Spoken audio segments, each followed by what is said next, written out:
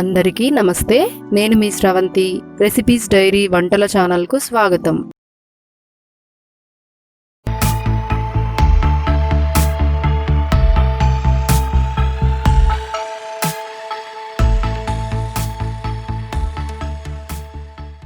ఇప్పుడు నేను చూపించబోయే వంటకం మీలో చాలామందికి తెలిసే ఉంటుంది. తెలియని వాళ్ళ కోసమే ఈ వీడియో. ఇప్పుడు మనం మన వంటకాన్ని మొదలు పెడదాం. మన వంటకం పేరు కారప్పూస. దీన్ని కొన్ని ప్రాంతాల్లో వాంపూస అని కూడా అంటారు. కారప్పూస తయారు చేయడానికి కావలసిన పదార్థాలు అలాగే తయారీ విధానం తెలుసుకుందాం.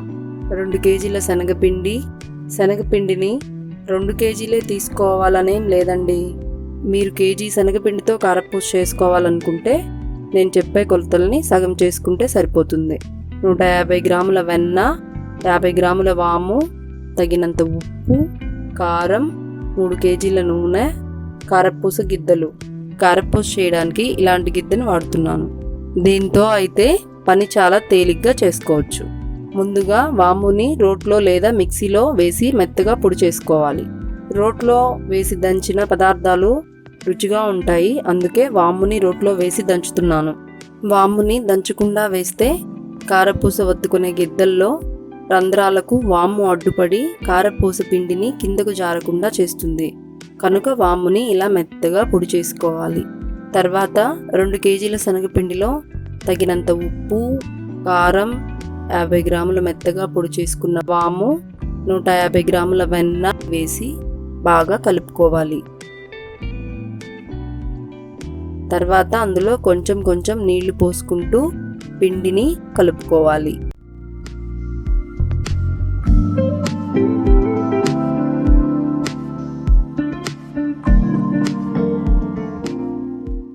పిండిని ఈ విధంగా ముద్దలాగా కలుపుకోవాలి.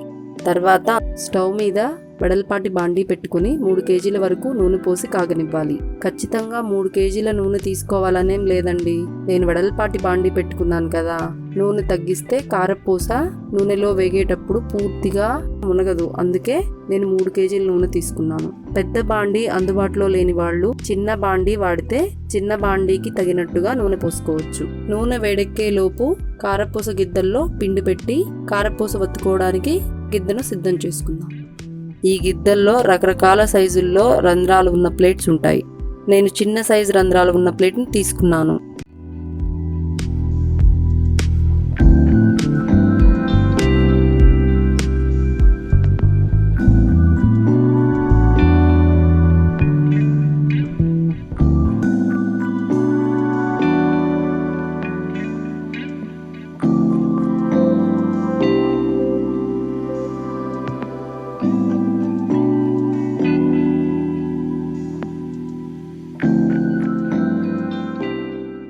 నూనె బాగా వేడెక్కింది.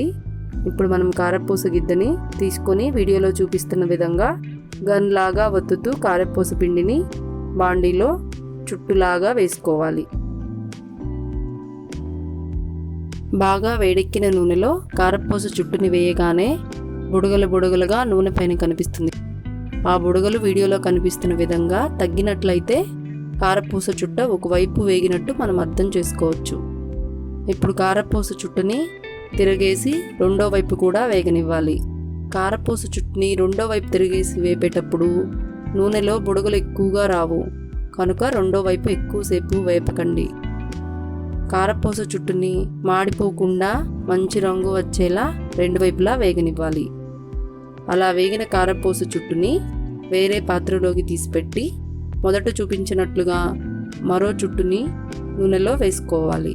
పిండి మొత్తాన్ని ఇలా చుట్లులాగా నూనెలో వేపుకోవాలి. చూశారు కదా, ఎంతో రుచికరమైన కారప్పూస సిద్ధమైంది. కారప్పూసని చిన్నపిల్లలు కూడా ఇష్టంగా తింటారు.